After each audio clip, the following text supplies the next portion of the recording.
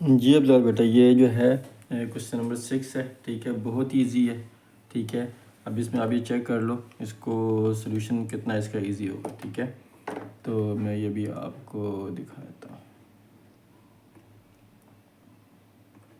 ठीक है, अब देखो पहले आप ये क्वेश्चन को समझ लो। कह रहा है कि the LCM and HCF of two numbers are 1760 and 32 respectively.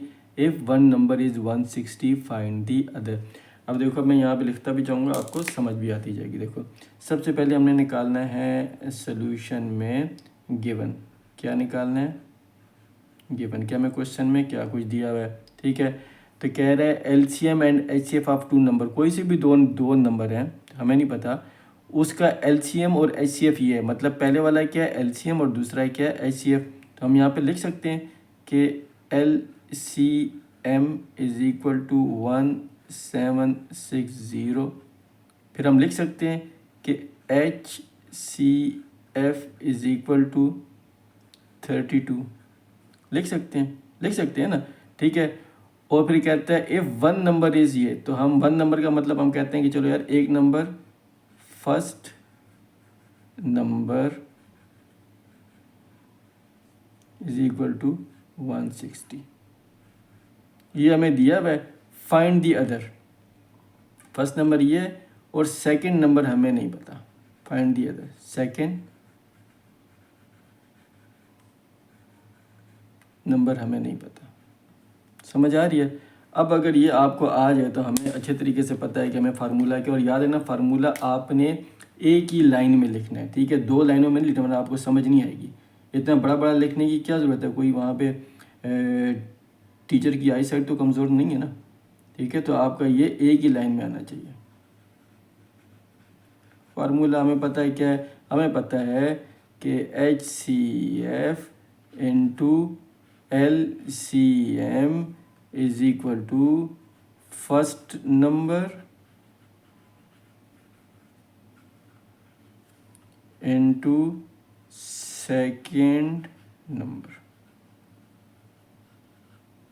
ठीक है, फार्मूला एक ही लाइन में आना चाहिए। समझ आ गई? तो अब हम यहाँ पे लिख लेंगे कि एच सी एफ हमारे पास क्या है 32, तो एच सी एफ की जगह हम लिख देंगे 32 multiply by L C M क्या है 1760 is equal to first number क्या है 160 multiply by second number.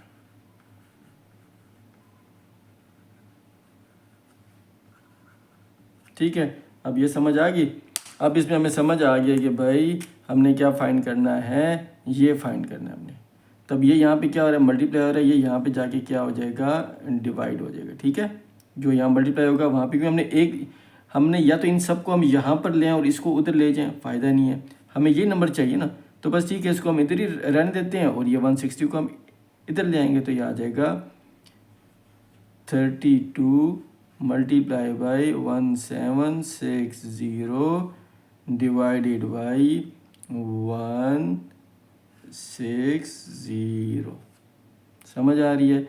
Is equal to second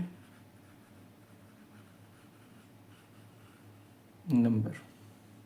समझ आ गई? इसके नीचे लाइन लगाना है, वैसे मैं आपको हाईलाइट करने के लिए बता रहा हूँ। ठीक है, तो अभी हम क्या काम करेंगे, अभी हम ये काम कर लेंगे कि ये देखो ये मैंने एक ज़ीरो इस ज़ीरो के साथ काट दिया।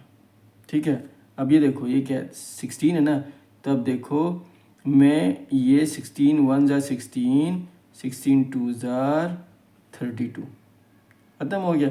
अब मेरे पास क्या रह गया 2 इंटू 176। ठीक है, तो ये आ जाएगा, इसको मैं रफ पेज पे हल कर लूँगा 176 मल्टीप्लाई बाई 2 6 2 ज़ार 12 7 2 ज़ार 14 1 15 1 के 2 1 ज़ार 2 और 1 3 352। देखो इसका ये आंसर आ रहा है आपका भी। ठीक है, तो ये क्या आ गया इज इक्वल टू 352। देखो ये आ गया, अब ये आ जाएगा 352। तो इसका मतलब है is equal to second number.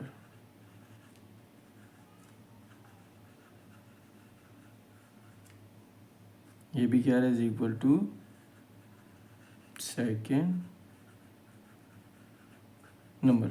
अब आप इसको ऐसे लिख लो, और बेहतर ये है कि हम यूँ इसको हम इस तरफ लें, इसको उस तरफ लें, कोई मसला नहीं, ठीक है, क्योंकि इज इक्वल टू का मतलब ये बराबर इसके, ये बराबर इसके, ठीक है। तो कहते हैं सेकेंड